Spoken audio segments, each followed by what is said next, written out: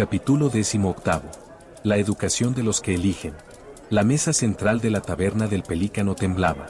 No por la madera vieja ni por la humedad de la noche, sino por el fragor de una discusión que hacía vibrar hasta las copas vacías. Allí, entre pergaminos enrollados, restos de pan y vino derramado, 4 figuras gesticulaban, rebatían, se interrumpían con vehemencia. «Has prostituido la virtud en nombre de la astucia, Maquiavelo», bramó Rousseau, su copa alzada como si fuera un cetro de república perdida. No se puede fundar un orden justo sin confiar en la bondad natural del hombre. Maquiavelo, con una sonrisa que era más estrategia que alegría, respondía: «La bondad sin poder es ingenuidad, Jean-Jacques. El pueblo no siempre quiere el bien, lo quiere cuando le conviene. ¿Has olvidado que la muchedumbre cambia de amor como de túnica?» «Y ustedes dos», intervino Hannah Arendt, con voz clara como un filo que corta sin violencia, «creen aún en fantasmas, uno en la bondad original, otro en el control absoluto. Sin juicio crítico ni responsabilidad individual, no hay política, ni virtud, ni siquiera astucia que baste. Permítanme ir más profundo», dijo entonces Carl Gustav Jung, con ese tono que hacía temblar a los simbolistas de la taberna. «Cuando elegimos a un líder, proyectamos nuestra propia sombra o nuestro ideal. ¿Qué imagen de nosotros mismos está escondida detrás del voto? ¿Quién somos al legitimar a otro?» El murmullo creciente hizo que los parroquianos se miraran inquietos. Diógenes, que no solía intervenir cuando los gritos eran más ruido que razón, pasó una vez, luego otra, dejando unas palabras secas como migas de pan duro: «Formen el fondo, no la forma». A la tercera vez, golpeó con fuerza la mesa de roble y dijo con voz grave: «Silencio. Esto no es un coliseo. Por eso mismo es que rara vez vale la pena hablar de política, demasiado ego, poca polis. El hombre es político por naturaleza», replicó Rousseau con vehemencia. «Y emocional también», agregó Jung, «y ahí está el problema, no siempre podemos distinguir entre convicción y proyección. Y aún así, debe haber orden», dijo Arendt, levantándose. Diógenes aceptó con un gruñido y dijo, más tranquilo: «Está bien, acepto la mezcla, pero que rompa o reviente la trave». En ese momento, la puerta rechinó. Un viento fresco entró como un suspiro antiguo, y con él, Solón. El viejo legislador griego caminó con serenidad, su bastón marcando el ritmo sobre el suelo de piedra. «Amigo Solón», clamó Diógenes con ironía. «Qué bueno que llegas, estos hombres son como un mar tormentoso lleno de ruido. Tú, con tu sabiduría, quizá consigas que sus aguas se aquieten». «Primero, una bebida», dijo Solón, con una sonrisa apenas perceptible. La señora del mesón, que todo lo veía sin ser vista, le sirvió un hidromiel especiado con hierbas de Delos, una receta antigua que calmaba la garganta y agudizaba el juicio. Se decía que solo quienes sabían escuchar antes de hablar podían saborearla sin sentirla amarga. Aromas de miel silvestre, hinojo y un dejo de laurel flotaban en el aire. Diógenes echó 3 leños al fuego y, mirando el chisporroteo, murmuró: «Ya no sé si sea bueno meterle más candela a esta chimenea». Solón, bebiendo un sorbo, se detuvo en silencio. Luego, con tono pausado, habló: «Amigos míos, disculpen mi desconcierto. ¿Alguien me puede ayudar a ordenar esta tormenta de voces?». Fue entonces que giró hacia la mesonera, que en ese instante limpiaba con lentitud una jarra vacía cerca de la lumbre. Solón le habló con respeto: «¿Podrías tú, que escuchas sin emitir juicio, narrar estos hechos? Me atrevo a pensar que serías la más imparcial». Ella lo miró brevemente, y sin necesidad de palabras, asintió. Su presencia, siempre discreta, ahora se volvía simbólica. Se acercó a Solón y, como si fuera Mnemosina encarnada, diosa madre de las musas y de la memoria, se inclinó ligeramente y susurró en su oído. Solo él pudo oírla. Era un susurro suave como el humo de la chimenea, lleno de nombres, frases, gestos y pequeñas verdades que se habían escapado entre los gritos. El pasado inmediato cobró forma en su mente como un tapiz que solo los sabios saben descifrar.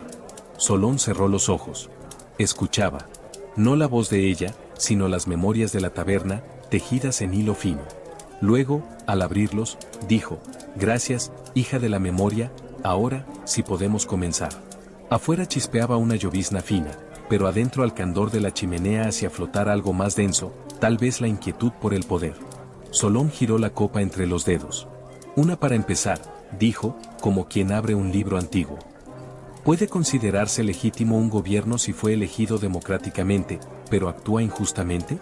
Rao Seau se adelantó, sin poder contenerse. Por supuesto que no, exclamó, dejando caer el pan sobre la mesa. La voluntad general no puede jamás justificar la injusticia. Si el pueblo eligió mal, debe rectificar. Un gobierno que oprime, aunque nazca del voto, ha traicionado su origen. Maquiavelo se encogió de hombros, como quien escucha a un poeta en misa, dijo, ¿y si esa injusticia es lo único que mantiene unido al Estado? Preguntó con voz suave, casi paternal. ¿Qué prefieres, Jean-Jacques? ¿La pureza de tus principios o el orden real de los hombres que tiemblan ante el hambre y la guerra? Rao Seau apretó los labios. Prefiero un pueblo hambriento que libre, a uno satisfecho pero encadenado. Arendt, que hasta entonces observaba en silencio, levantó la mirada. Los dos se equivocan, dijo.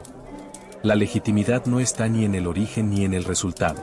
Está en la capacidad del pueblo de seguir juzgando. Un gobierno injusto, aunque haya sido elegido, pierde su dignidad si ahoga la voz crítica. Jun, apoyado en el respaldo, jugueteaba con el anillo del vaso, dijo, esperen y qué tal, sí, el problema no esté solo en el gobierno, sino en lo que el pueblo proyecta sobre él. Elegimos a quienes personifican nuestras esperanzas, pero también nuestras sombras. Solón sonrió. Entonces, ¿la democracia es un espejo más que una herramienta? Preguntó. Sigamos. ¿Puede un pueblo sin educación cívica ejercer la democracia de forma libre y racional? Maquiavelo no esperó turno. No. Sin educación, el pueblo es pasto fácil para cualquier discurso. La historia lo demuestra, hoy corean libertad, mañana se entregan al tirano con aplausos. Rao Seau se inclinó hacia adelante, como quien va a lanzar los dados. Pero el pueblo no nace ignorante. Es el sistema quien le quita el juicio. Sin educación no hay libertad, claro, pero no es culpa del pueblo, sino de quienes lucran con su docilidad. Arendt intervino, cruzando los brazos. La democracia sin pensamiento se transforma en espectáculo. No basta enseñar a votar, hay que enseñar a discernir. La verdadera educación política empieza cuando uno duda de su propia certeza. Jun murmuró, casi como si hablara consigo mismo. Y aún así, uno puede leer muchos libros y no conocerse a sí mismo. El autoconocimiento es parte esencial de la libertad. Si no miramos nuestras propias motivaciones, siempre habrá alguien dispuesto a manipularlas por nosotros.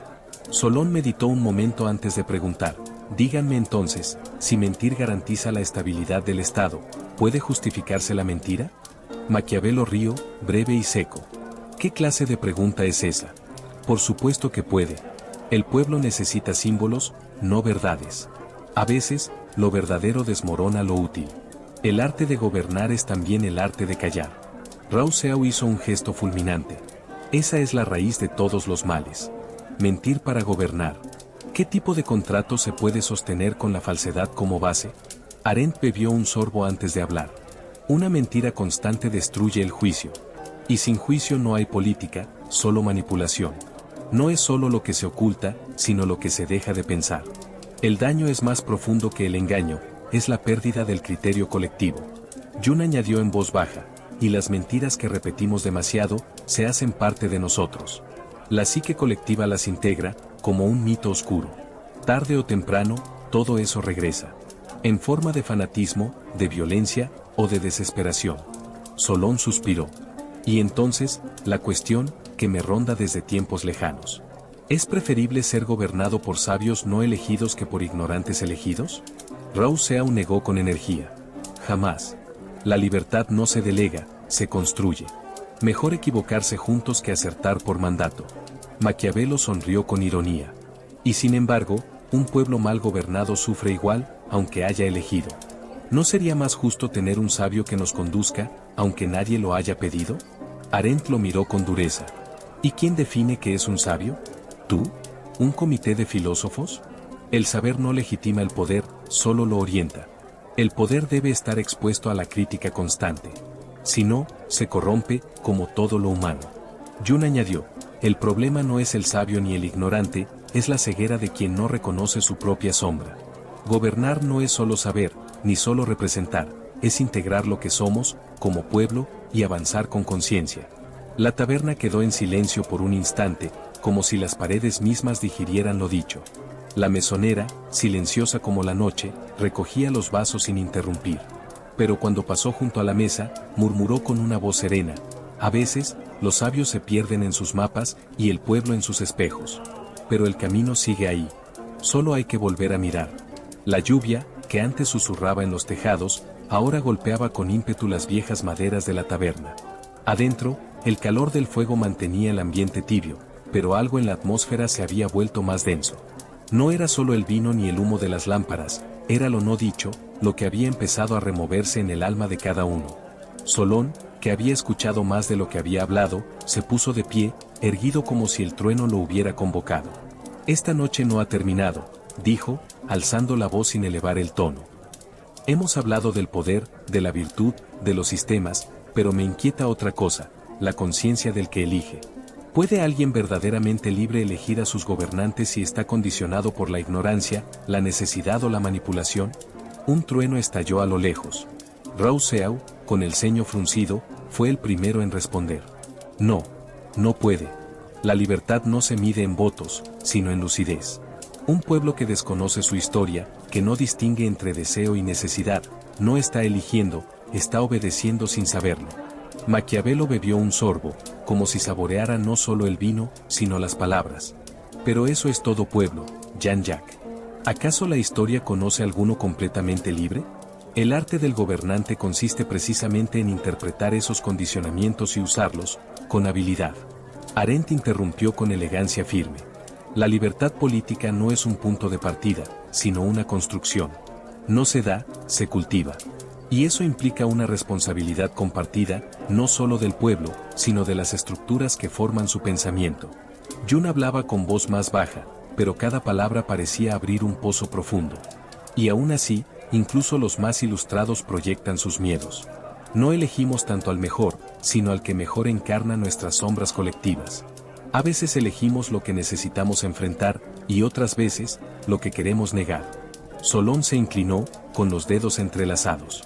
Entonces, ¿elegimos con sabiduría, o elegimos con el alma herida? ¿Con esperanza o con resentimiento? Rao Seau negó con la cabeza. Se vota con las entrañas más que con la razón. La esperanza es noble, sí, pero es el miedo el que mueve las multitudes. Maquiavelo asintió. Y el resentimiento es combustible político. No hay líder que no haya jugado con él, para bien o para mal. El pueblo no siempre busca ser guiado, a veces busca vengarse. Arendt añadió, con un dejo de gravedad: cuando elegimos a alguien, no solo proyectamos lo que deseamos, también lo que tememos ser. Jung se permitió un suspiro. Por eso el líder debería conocerse a sí mismo, al menos un poco. ¿Cómo puede guiar a otros quien no ha recorrido sus propias sombras? Solón se levantó, esta vez para caminar despacio entre las mesas. ¿Y puede? ¿Puede un líder que no ha enfrentado sus propias heridas guiar la conciencia de un pueblo? Un silencio se expandió, roto por el crepitar del fuego. Rao Seau, con pesar, respondió: «El que no se ha gobernado a sí mismo no debería gobernar a otros». Y sin embargo, ¿cuántos hay? Maquiavelo, sin ironía, murmuró: «La sombra forma parte del mando. La cuestión no es no tenerla, sino no ser devorado por ella». Arendt sentenció: «El poder sin autoconciencia es un peligro. Pero el poder con demasiada autoconfianza también lo es». Jung, apenas audible: «Hay líderes que no quieren ser líderes. Esos, a veces, son los más humanos. Pero suelen perder, porque no ambicionan vencer». Solón se detuvo junto a la chimenea. ¿Y qué decir del deseo de ser elegido? ¿No es ya una forma peligrosa de ambición? Maquiavelo, con una mirada casi compasiva: «Claro que lo es. Pero el mundo no se construye con almas puras, sino con voluntades fuertes. El problema no es desear el poder, sino no saber qué hacer con él». Rao Seau replicó, más áspero: «El problema es cuando se desea ser elegido no para servir, sino para afirmarse». Arendt matizó: «La pregunta no es solo porque alguien desea ser elegido, sino porque los otros desean que lo sea». Jung, como al pasar: «Quizá porque proyectan en él algo que creen haber perdido. Un padre, un guía, o simplemente una excusa». La lluvia golpeaba con más fuerza. Se oían algunos truenos en la distancia, pero todos estaban atentos. A lo lejos se veía como Diógenes buscaba algo, de manera ansiosa, entre la estantería de la taberna. Solón volvió a su sitio, con tono pausado: «Una última pregunta. ¿Podemos realmente conocer a quien elegimos, o solo proyectamos en él lo que quisiéramos que fuera?» Rao Seau sonrió amargamente. «Proyectamos. Y luego nos enojamos cuando el reflejo no corresponde a lo que imaginamos. Maquiavelo, con brutal honestidad. A veces, lo mejor es desconfiar del que se presenta como ideal. El que promete demasiado suele conocer muy bien nuestras carencias. Arendt concluyó, por eso necesitamos juicio. No solo elegir, sino recordar que todo poder debe ser observado, cuestionado y limitado. Jung, por último, y recordar que ningún líder salvará a nadie de sí mismo. El aire denso de la taberna parecía contener la respiración del mundo, mientras fuera la lluvia se intensificaba como si el cielo también quisiera participar en la conversación. De repente, entre vasos vacíos y pensamientos densos, Diógenes dio un golpe seco sobre la mesa con un libro que parecía más antiguo que muchos de los presentes. ¡Eureka, insensatos! He hallado la voz que entre todos olvidamos, gritó, con los ojos brillando de emoción y vino. Cervantes, oh Cervantes, tú que entre sueños de locura nos diste la cordura más profunda. Todos giraron hacia él, algunos sonriendo, otros temiendo lo que estaba por venir. Escuchen, ciegos gobernantes y aspirantes al trono del ego. Aquí está la verdadera política, dijo alzando el tomo del Quijote. Aquí, entre molinos y bálsamos falsos, yace el arte de gobernar con alma. Abrió el libro como quien abre una puerta sagrada y comenzó a leer con solemnidad, su voz grave contrastando con el chasquido de la lluvia en los vidrios. De los consejos que dio el Quijote a Sancho, cuando fuese gobernador de la ínsula, primeramente, oh hijo mío, has de temer a Dios, porque en el temerle está la sabiduría, y siendo sabio no errarás en nada. Has de poner los ojos en quien eres, procurando conocerte a ti mismo, que es el más difícil conocimiento que puede imaginarse. Haz gala, Sancho, de la humildad de tu linaje, y no te desprecies de decir que vienes de labradores, porque viendo que no te corres, nadie se pondrá a correrte, y preciate más de ser humilde y virtuoso que pecador soberbio. No te ensoberbezcas con el cargo que desempeñes, ni andes con soberbia, porque la soberbia es madre de todos los vicios. Mira, Sancho, si tomas por norma la humildad, no serás como ese sapo que quiso hincharse para ser buey, y en el intento reventó. No uses muchas palabras, ni las des sin pensar, que una lengua ligera es como un caballo sin freno. Sé justo con todos, atiende al pobre sin despreciar al rico, pero no vendas la justicia por dádivas ni por promesas de poder. Diógenes cerró el libro de golpe. Su mirada se paseó entre todos como si acabara de lanzar una profecía. Ahí lo tienen, dijo, dejando el libro sobre la mesa como si se tratara de una espada clavada en la roca, dispuesto a la curiosidad del osado que busque saber más y tomar esa espada. Si Sancho, un simple labrador, podía recibir tales consejos, ¿qué menos podríamos esperar de quienes hoy se llenan la boca hablando de gobernanza sin haberse gobernado ni a sí mismos? Solón, levantando su copa, murmuró con un dejo de admiración, no hay mejor constitución que esa, ni senado que supere una voz que conoce la miseria y la risa de los hombres. Maquiavelo, cruzando los brazos, comentó con media sonrisa, el sapo que se infla, sí, lo he visto muchas veces en los pasillos del poder. Y no todos revientan, algunos terminan convertidos en monstruos, y aún así aplaudidos. Arendt tomó la palabra con una claridad tranquila, lo maravilloso es que Cervantes no habla solo al príncipe, sino al pueblo. Como si nos recordara que todo poder, antes de ser gobierno, es responsabilidad personal. Jung, con un leve movimiento de cabeza, añadió, y lo más inquietante, que quien entrega el poder al sapo hinchado es muchas veces quien más teme su propio vacío. Diógenes, regresando a su lugar con el libro bajo el brazo, concluyó, no hay república posible si el alma está inflada de sí misma. El buen gobernante, como el loco caballero, sabe que a veces la verdad se disfraza de locura, y el poder de virtud. Solón, con el rostro iluminado con sus ojos que parecían entender, alzó su copa y dijo, quizás el Quijote no fue escrito para los sabios, sino para aquellos que aún buscan la lucidez dentro de sus propias sombras, entre ellos todos nosotros. Entonces, brindemos, por la conciencia que aún no hemos alcanzado, y por la vigilancia que la libertad exige. Estoy seguro que por ser hombres somos imperfectos y el reflejo de esa imperfección individual, también es la social. Sé, que esto no ha terminado, por ese momento todos rieron, y la plática que en principio fue caos, por el momento fue orden, tal sea como un siglo en la eternidad.